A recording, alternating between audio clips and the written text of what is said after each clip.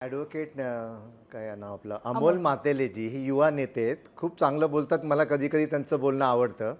अमोलजी, एक मात्र मी आपल्या या चॅनलमार्फत मी सांगू इच्छीन की ज्याप्रमाणे आपण आरोप करत आहात, आपलं म्हणणं आहे की आम्ही जे काही आरोप करतो ते ऐकून घेतले जात नाही, असं मुळीच नाही. पहा, एक गोष्ट मी तुम्हाला मागच्या आठवड्याची तुम्हाला सुद्धा सांगू इच्छीन आणि संपूर्ण महाराष्ट्रातील जनतेला मी सुद्धा सांगेन की शेतकऱ्यांचा आता विषय चाललेला आहे. शेतकऱ्यांबद्दल आपण अतिशय तिडकीने बोलतात. मला ते खूप आवडतं, कारण मी स्वतः एक शेतकरी आहे. बांधावरच्या वगैरे गोष्टी तुम्ही आणि तुमचे नेते फक्त टी व्ही चॅनलवरती करतात, परंतु प्रत्यक्ष किती वेळा बांधावरती जाऊन तिथे शेतकऱ्यांबरोबर बसतात, कांदा भाकर खातात, हे मी काही पाहिलं नाही. मात्र एक गोष्ट मी सांगेन की मागच्या आठवड्यात घडलेली गोष्ट आहे. आदरणीय, ऐका जरा, ऐकून घेतलं तर तुम्हाला सत्य कळेल ना ॲडव्होकेट साहेब. जरा ऐका. मागच्या आठवड्यात मी जेव्हा आदरणीय उपमुख्यमंत्री एकनाथ शिंदेजी यांच्याबरोबर बोलत बसलो होतो, तेव्हा त्यांच्याकडून मला एक गोष्ट अतिशय चांगली कळली की या राज्याचा उपमुख्यमंत्री किती शेतकऱ्यांच्या बाबतीत आर्थिक आहे.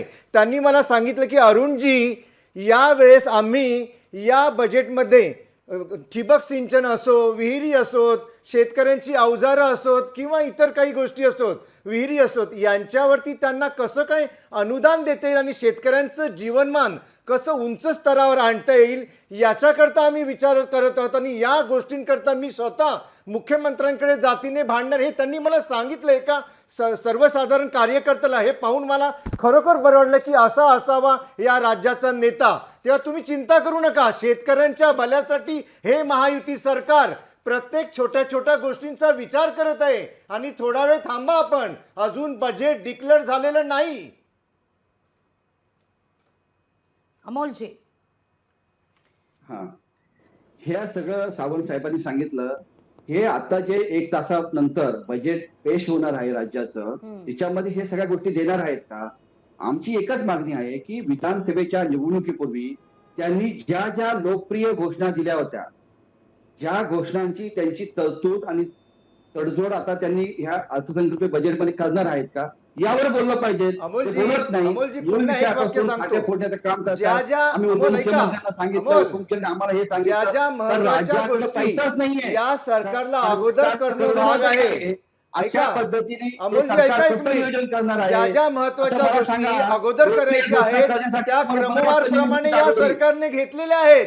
आपण चिंता करायची नाही. बिंदास्त राहा, आपण निश्चिंत राहा. आपण शरद पवार साहेबांबरोबर आपण राष्ट्रवादी काँग्रेसमध्ये काम करत राहा, परंतु शंका जास्त घेऊ नका या सरकारवरती. हे सरकार गोरगरीब जनतेच्या हिताकरता काम करणारं सरकार आहे. तेव्हा आपण निश्चिंत राहावं, एवढंच मी सांगेन. आदरणीय पवार साहेबांनी केलेलं आहे म्हणून तुम्ही चुकून आदरणीय पवार साहेबांचं नाव घेताना थोडा त्यांचा अभ्यास करा, त्यांचा इतिहास तपासून घ्या. जेव्हा जेव्हा राज्याचे मुख्यमंत्री होते तेव्हा राज्याचे हिताचे निर्णय घेतले जात होते. फळबागा असतील, ठिबक सिंचन असतील, शेतकऱ्यांच्या बी बियाण्यांना हमी भाव दिला गेला पाहिजे, ज्यासाठी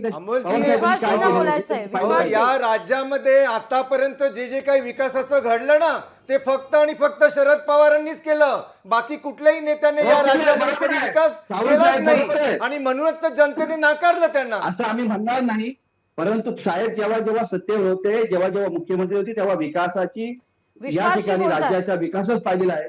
देशामध्ये कृषी मंत्री असताना देखील सरकारने देशाचा आणि राज्याचा विकास कसा होईल यावर जास्तीत जास्त भर दिलेला आहे. मंत्री वहनीय आहेत तर जनतेने तर त्यांना नाकारलंच आहे, पण त्यांचे सहकारी देखील त्या सोडून गेले.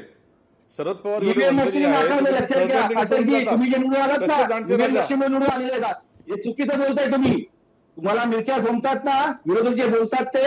अमोलजी, मुद्दा भरकटला जातोय. मुद्दा आहे अर्थसंकल्पाचा, मुद्दा आहे शेतकऱ्यांचा, मुद्दा आहे शेतकऱ्यांच्या कर्जमाफीचा, मुद्दा आहे महिलांसाठी नेमकं या अर्थसंकल्पातून काय मिळणार याचा, सर्वसामान्यांना सरकार काय देणार, दादांच्या पोतडीतून सर्वसामान्यांकरता काय सादर होणार, हा मुद्दा आहे. पण यावर मात्र केवळ आणि केवळ आरोप प्रत्यारोप होताना दिसत आहेत. असो, विरोधकांकडून जी अपेक्षा व्यक्त करण्यात आलेली आहे आणि सरकारकडून जी आश्वासनं या सगळ्या संदर्भात देण्यात येत आहेत, या सगळ्यांची पूर्तता पुढच्या तासाभरात आता होते का?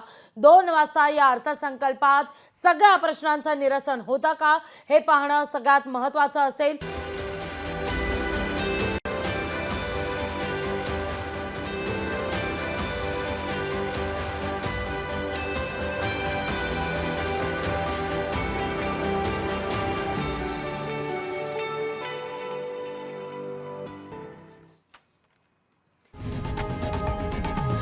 लोकशाही मराठी ऐका, पहा, जागरूक रहा.